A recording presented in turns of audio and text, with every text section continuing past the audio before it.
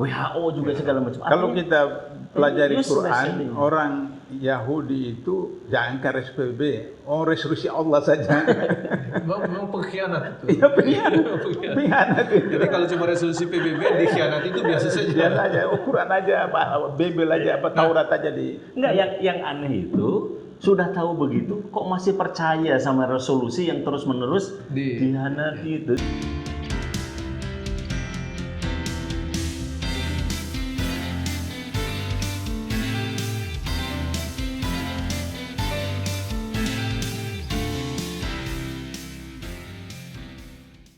Bismillahirrahmanirrahim. Assalamualaikum warahmatullahi wabarakatuh. Waalaikumsalam. Para pemirsa Bincang Perubahan Channel dimanapun berada, kali ini kita akan membahas satu topik yang sangat strategis dan sangat penting bagi kita semua, baik sebagai Muslim maupun sebagai warga negara Indonesia maupun sebagai warga dunia, yaitu persoalan antara gejolak pembantaian atau genosid di bumi Palestina.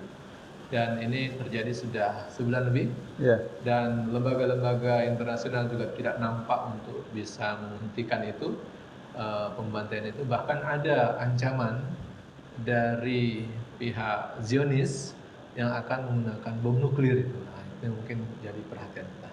Dan telah hadir sore ini di Bincang Perubahan Channel forum ini ada Dr. Abdullahi Hamahwa. Assalamualaikum Bang. Waalaikumsalam warahmatullahi wabarakatuh. Beliau ini mantan penasihat KPK. Ini jadi tidak diragukan lagi apa informasi yang akan disampaikan. Juga hadir di sebelah kanan Dr. Rahmat Kurnia. Assalamualaikum. Waalaikumsalam. Dan sore ini kita memang ingin membahas hal yang sangat penting, itu bagaimana pandangan kita terhadap masalah di Palestina, dan itu juga menjadi masalah kita, dan konstitusi kita juga mengamanatkan untuk harus ikut, ikut dalam melaksanakan ketertiban dunia dan perdamaian. Mungkin saya langsung ke Bang Abdullahi bahwa bagaimana semestinya sikap pemerintah kita, masyarakat kita terhadap persoalan tersebut. Ya, pertama hari ini sudah lebih 10.000 orang yang korban di Gaza. Dan sebagian besarnya anak-anak, perempuan, dan wanita, orang sipil yang di dalam Islam bahkan juga diakui dalam peraturan internasional bahwa orang yang tidak boleh dibunuh itu adalah orang sipil, ya, apalagi perempuan, anak-anak. Saya ingin melihatnya dari 3 perspektif. Pertama, perspektif tauhidiyah, kedua perspektif konstitusional, dan yang ketiga perspektif historis. Dari perspektif tauhidiyah bahwa Masjid Al-Aqsa itu adalah kiblat pertama umat Islam. Ketika Rasulullah Isra kemudian Mi'raj dari Masjid Al-Aqsa ke langit ke-7, dan di sana kita lihat di surat Al-Isra, Allah mengumumkan situ bahwa maksudnya Allah menjalankan hambanya pada suatu malam di Masjid Haram ke Masjid Aqsa yang diridai sekitarnya. Dan kemudian setelah selesai dari Mi'raj, kemudian perintah sholat 5 waktu, dan kiblatnya adalah Masjid Aqsa.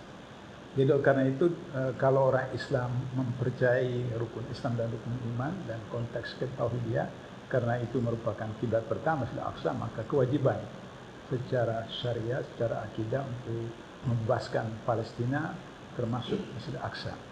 Jadi tidak bisa dipisahkan dengan akidah, keimanan, gitu. Karena kiblat pertama itu. Kiblat pertama, dan kemudian dalam seluruh kegiatan ibadah baik ubudah maupun amalah itu salat adalah panglima dari ibadah. Sementara dalam salat itu harus menghadap kiblat. Nah, kiblat pertama itu Masjid Aqsa. Seperti itu. Yang kedua, perspektif konstitusional yang tadi disebutkan bahwa ada dalam kewajiban. Mukadimah Undang-Undang 45 disebutkan bahwa kemerdekaan hak segala bangsa, dan oleh sebab itu penjajah sedunia harus dihapuskan karena tidak sesuai dengan prinsip kemanusiaan dan keadilan. Jadi itu mulai dari presiden sampai raja jelata punya tanggung jawab konstitusional. Harus membebaskan Palestina dan negara mana saja dunia yang dijajah.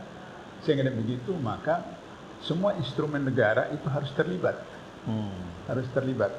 terlibatnya itu bisa dalam bentuk apa saja. Sesuai level lah ya. Sesuai dengan level. Sesuai dengan Seperti itu. Jadi kalau tingkat pemerintah negara melakukan lobby, melakukan apa segala macam, kemudian masyarakat bisa membantu dalam bentuk dana dan seterusnya. Untuk itu maka kemudian saya ingin menyarankan baik pemerintah dan masyarakat tidak hanya sekedar membantu keuangan, dana dan seterusnya. Kenapa? Karena kondisi yang sangat ironis ketika pada pekan pertama itu, kemudian Israel memutuskan listrik dan air. Dan ini sangat strategis. Ya. Termasuk di rumah sakit. Ya. Sehingga begitu, maka kemudian bantuan yang kita kumpulkan melalui OKI, melalui pemerintah Indonesia, kita sudah punya rumah sakit di sana. Tapi bagaimanapun canggihnya dan persiapan, tapi kalau tidak ada aliran listrik dan tidak ada air, itu berbahaya sekali. Sehingga saya menyarankan pemerintah melalui kedudukan sebagai satu anggota OKI, menyarankan kepada OKI, negara-negara OKI mengumpulkan dana untuk kemudian membangun instalasi air dan instalasi listrik. Sudah itu kemudian yang mungkin semua orang Indonesia bisa membantu sesuai dengan kondisi kesehatan adalah donor darah. Donor darah itu perlukan setiap hari kan ada korban seperti itu. Nah itu jadi itu dari pendekatan konstitusional, maka kewajiban pemerintah dan seluruh Indonesia. Jadi kalau ada warga negara yang justru menghalang-halangi atau tidak setuju untuk, berarti dia tidak Pancasilais, dia tidak konstitusional, tidak memahami Meskipun memang bantuan itu kan penting ya, kayak tadi donor darah, uang segala macam, tapi tentu tidak cukup ya. Karena seperti begini kalau saya lihat, seperti ada orang nih itu ditinjui itu sama orang lain, cukup sampai ini berdarah-darah segala macam. Lalu datang orang membawa obat, tisu dibersihin, kemudian ada luka pakai obat luka gitu. Sementara yang membuat lukanya dibiarin aja tuh. Itu harusnya kan yang membuat lukanya itu yang Jadi kalau kita lihat pendekatan diagnosis seorang dokter, sebelum dokter memberikan obat, dia diagnosis dulu. Diagnosis punya apa, baru kemudian dia obati. Jadi kalau diagnosis salah, maka terapi juga tidak berhasil. Diagnosis benar. Jadi kan seperti Ustadz katakan tadi, itu kan seperti kalau kita flu, kasih obat flu. Padahal flu itu bukan penyakit. Flu itu indikasi dari satu penyakit seperti itu. Nah, sehingga begitu maka kita sudah diingatkan dalam Al-Baqarah 120, walam tara kalau hidup nasar hatta kamilatahum. Meskipun ini dianggap bukan persoalan agama, tapi kalau ditarik tetap saja. Sebab Allah kan memberi kesempatan kepada mereka untuk masuki Palestina. Tapi mereka tidak masuk. Dulu pada awal kaumnya Nabi Musa. Mereka tidak masuk sunggan apa semacam. Kemudian kan dalam Al-Quran diceritakan mereka akan berkeliling-keliling 40 hari. Nah, kalau kita sebut 40 hari dalam Quran itu kan berarti kan 40.000 tahun. Dan peta sebelum Perang Dunia Pertama itu kan tidak ada Israel. Tidak ada Israel. Setelah Perang Dunia Pertama, Inggris dan Perancis kemudian menempatkan mereka di sana seperti sekarang itu. Jadi itu persoalan tanggung jawab konstitusional dengan menyelesaikan tidak hanya dampak tapi pokok persoalan. Pokok persoalan. Karena akarnya itu kalau kita lihat itu kan bukan muskilah hudud, bukan persoalan perbatasan negara, tetapi muskilah wujud, yaitu persoalan eksistensi Zionis Yahudi di situ. Nah inilah akarnya. Karena itu maka Ustaz, saya tidak setuju dengan pemerintah mengatakan bahwa udah Yerusalem dibagi dua. Solusi dua negara. Itu melanggar sama dengan melegalisasi penjajahan. Di samping melanggar akidah tadi seperti itu. Nah itu. Dari segi historikal bagaimana? Historikal begini. Jadi kita merdeka 17 Agustus 45. Dalam ketentuan internasional, satu negara itu diakui kalau pertama ada pemerintahnya, ada wilayahnya, kemudian ada rakyatnya, kemudian diakui oleh beberapa negara di dunia. Maka A.R. Baswedan, kakek dari Anies Baswedan, itu ditugaskan ke Timur Tengah untuk melobi untuk mendapat pengakuan internasional. Maka dari negara-negara yang memberikan pengakuan internasional itu hampir negara Islam, 4 negara Islam, satu negara non-Islam yaitu India. Jadi Palestina, Arab Saudi, Mesir, Suriah, baru India. Nah, sehingga dengan begitu maka Mesir mengirim senjata ke sini itu dananya dari Arab Saudi. Seperti itu. Nah, jadi Palestina itu masuk di dalam negara-negara yang memberikan pengakuan kedaulatan. Saya diceritakan oleh Pak Nasir bahwa ketika Pak R. Baswedan berangkat ke sana dapat itu pengakuan itu di imigrasi takut dirazia itu surat pengakuan itu disimpan dalam stoknya, dalam kaos, dalam sepatu, supaya kemudian tidak dirazia waktu di imigrasi. Seperti itu. Jadi itu pendekatan historis, sehingga demikian maka negara-negara Arab itu bukan hanya karena kesamaan ideologi, kesamaan akidah, tapi juga kesamaan keberagamaan dan kemanusiaan. Mereka mengakui kedaulatan Indonesia yang pertama. Sehingga kalau kita merasa kita merdeka, kita punya tanggung jawab moral untuk memberikan support terhadap negara-negara di Timur Tengah, khususnya Palestina, untuk bisa membebaskan diri dari penjajahan Israel. Seperti itu. Ya. Jadi kalau kita lihat upaya yang dilakukan selama ini kan dari tahun 48 tuh berunding terus. Tetapi wilayah yang dicaplok, wilayah yang dirampas oleh Zionis ini semakin besar. Jadi saya biasa bercanda waktu malam hari sebelum acara di Monas yang kemarin itu. Itu saya katakan bahwa sebenarnya soal Timur Tengah, khususnya Palestina ini, orang-orang Timur Tengah itu tidak perlu perampak senjata. Pada waktu yang sama mereka meludah saja, Israel itu sudah banjir, meludah saja. Jadi memang tragis dan menyedihkan sekarang. Bagaimana negara-negara sekitar situ itu lagi santai apa semacam, seperti tidak ada apa-apa saja, sementara sudah puluhan ribu saudara-saudara kita di Gaza khususnya dan di Palestina pada umumnya yang mengalami korban dan seterusnya seperti itu. Sehingga dengan begitu maka kalau Oki itu tidak mau dianggap sebagai bagian daripada kapitalisme, bagian daripada Zionisme dan seterusnya, maka Oki harus menyatakan diri sikap tersendiri. Bila perlu, Oki itu keluar dari PBB bila perlu. Mestinya ya. Iya, seperti itu. Saya menunjukkan posisinya. Saya mungkin benci sama Soekarno dan beberapa hal, tapi saya respect angkat tangan sama Soekarno ketika diminta Indonesia keluar dari PBB. Dulu tahun 59. Tapi realitas sekarang kan memang tidak sesuai dengan harapan kan? Kan kemarin itu kan ada seruan dari Iran ya untuk mengembargo gitu minyak, tapi nggak pada setuju. Itu daerah-daerah sekitar situ. Artinya sebenarnya kan kalau Zionis Yahudi itu diembargo saja minyaknya, dari segi energi itu selesai. Itu satu. Kemudian yang kedua juga kalau kita lihat, kenapa kok negara-negara di Timur Tengah itu kok diam? Karena kan kalau kita kembali ke perjanjian Sykes-Picot, itu kan ketika menjelang Perang Dunia Kedua berakhir kan, itu kan dibagi-bagi. Artinya itu adalah negara bentukan kan, negara bentukan yang berada di bawah kuasa pada waktu itu Inggris dan Perancis, sehingga agak kikuk itu untuk membantu Palestina itu kan gitu. Ya, kalau kita perhatikan sirah dan beberapa riwayat kata Rasulullah bahwa sekali waktu kalian maksud seperti buih di laut, ditiup ke sana sini.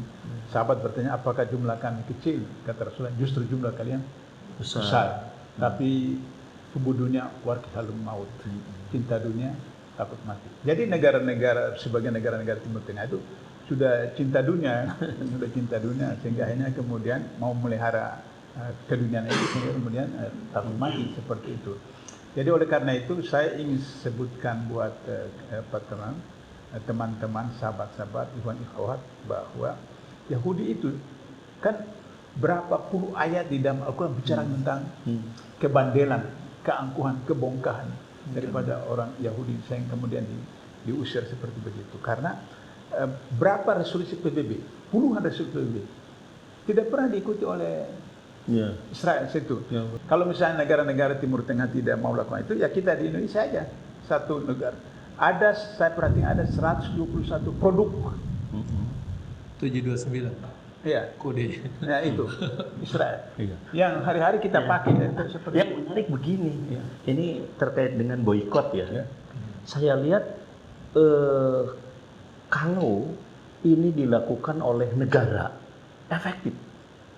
Misalnya Indonesia bilang larang produk ini karena ujungnya adalah Zionis Yahudi. Larang produk ini karena ini adalah ujungnya Zionis Yahudi. Kalau negeri-negeri Muslim itu melakukan boykot sebagai sebuah negara, itu efektif. Nah, kalau secara pribadi itu hanya sebatas kepada bagaimana kita melepaskan tanggung jawab di sisi Allah. Karena dampaknya mungkin ada dampak negatif juga. Misalnya ya, kita tidak beli produk anu gitu. Di sana pekerjanya juga Muslim gitu.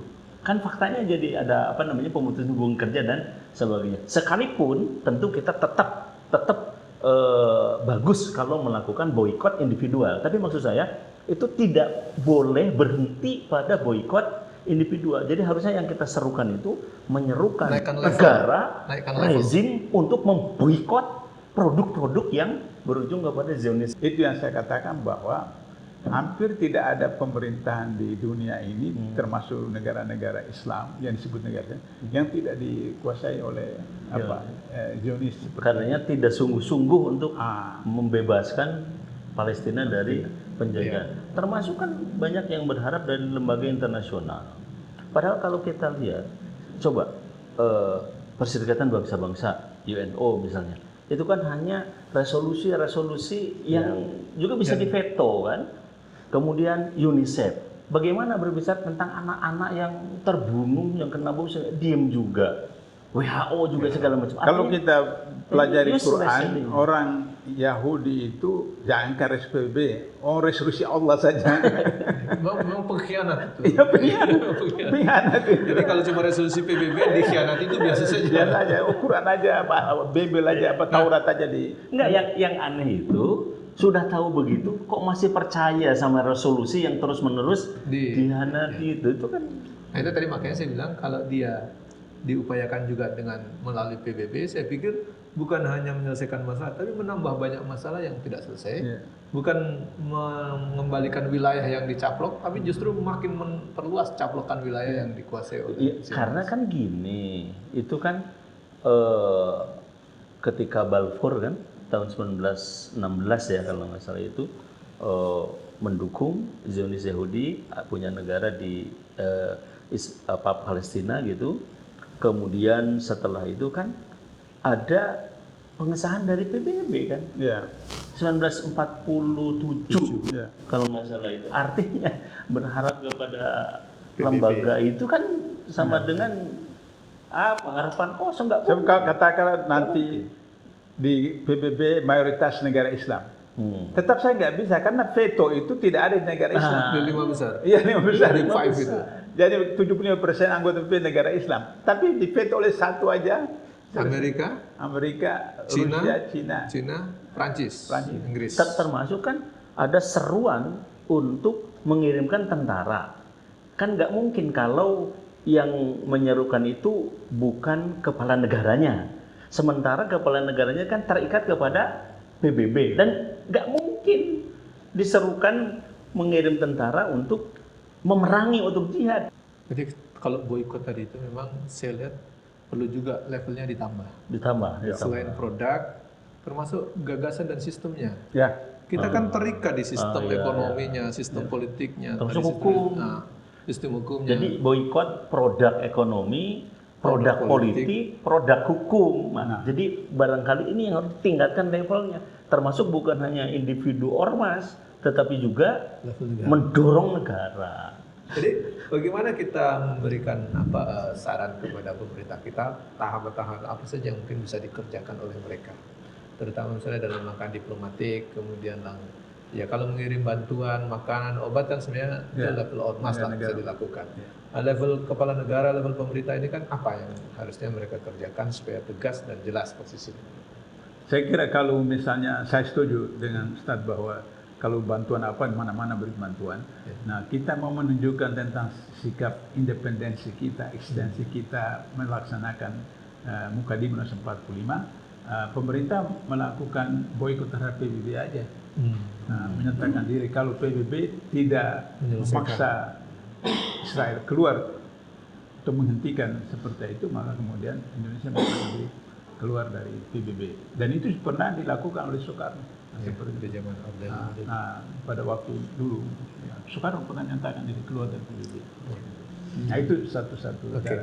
Ya, dan barangkali kalau kita lihat kan dunia Islam sekarang itu seakan tidak bisa berbuat banyak ya. Kemudian juga dari segi lembaga internasional juga tidak berbuat banyak. Artinya apa?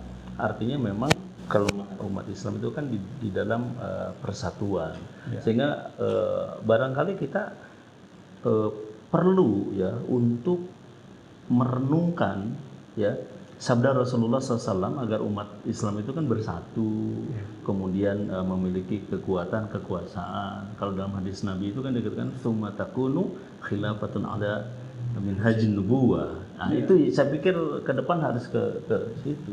Cuma catatan saya Ustadz, kalau persatuan umat ini kan terkadang kita menganggap bahwa kita melakukan seminar, kongres, musyawarah untuk mempersatukan umat Islam. Itu saya anggap keliru. Karena bukan kita yang menyatukan hati umat Islam, Allah yang menyatukan. Kan kita selalu menggunakan ayat la tafarraqu. Tapi kan ayat itu dimulai dengan ya ayyuhalladzina amanu taqullaha haqqa tuqatih wa la tamutunna illa wa antum muslimun. Jadi orang-orang yang mati dalam Islam itu yang mau mengikuti Quran dan mereka mau bersatu.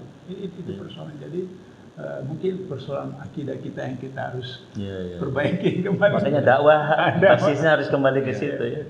Tapi memang begini, kalau kita dalam catatan sejarah itu, Palestina itu pernah dibebaskan oleh dua tokoh besar. Itu Khalifah Umar pada tahun 637, kemudian Salahuddin Al-Ayyubi pada tahun 1187. Jadi kalau kita lihat dari dua tokoh ini memang tidak ada yang posisi sebagai presiden, tidak ada yang mencontoh sekarang kapasitas itu. Maxikus itu memang dari Inggris awalnya ingin menguasai minyak di Palestina, kemudian yang tidak berhasil karena tidak mendapat izin dari Khalifah Sultan Abdul Hamid II, sehingga dia melakukan program untuk adu domba di dalam itu. Sehingga muncullah tadi yang dibilang bendera-bendera. Jadi bendera negara-negara itu kan mirip semua itu. Karena yang buat cuma satu orang. Cuma ganti-ganti warna aja dalam posisi. Dan itu menunjukkan apa? Memang bendera yang dibuat itu memang untuk memecah belah, mengadu domba sekiranya mereka tidak saling membantu. Termasuk faktor sampai hari ini, dengan ikatan bendera itulah mereka tidak bisa membantu Palestina. Jadi kita bisa paham kenapa penguasa Muslim khususnya dunia Arab kok cuma lihat gitu ada bayi-bayi yang tergeletak, diam, oke lah memberikan bantuan, tetapi kan dalam arti menghentikan itu Zionis Yahudi kan tidak dilakukan dengan senjata. Karena mereka juga tetap terikat dengan Zionis Israel, baik dari segi politik maupun bisnis seperti itu. Iya, jadi kelemahan di situ ya. Jadi mereka mengikatkan diri sih, sebenarnya bukan terikat. Kalau mereka mau melepaskan diri kan bisa juga. Jadi mereka sengaja mengikatkan diri sehingga terikat. Nah, jadi kalau kita lihat mungkin upaya mungkin yang paling mungkin dilakukan selain untuk mengobati korban, untuk memberikan bantuan makanan, tentu kita ingin kelakuan Zionis itu dihentikan. Nah, yang bisa menghentikan ini kan tidak orang sembarangan.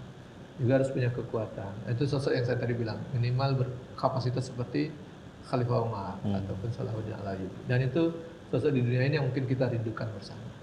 Oleh karenanya mungkin kesadaran umat yang mungkin dibangun. Jadi tidak bisa merindukan sosok PBB, merindukan sosok Amerika, merindukan Inggris. Tidak akan selesai nih Palestina karena mereka sendiri yang ngomong. Oleh karenanya saya setuju dari mungkin Muslim harus bersatu mencari sosok seperti Khalifah Umar, ya tentu dengan ikatan kenegaraan dan sistem yang dilaksanakan seperti Khalifah Umar.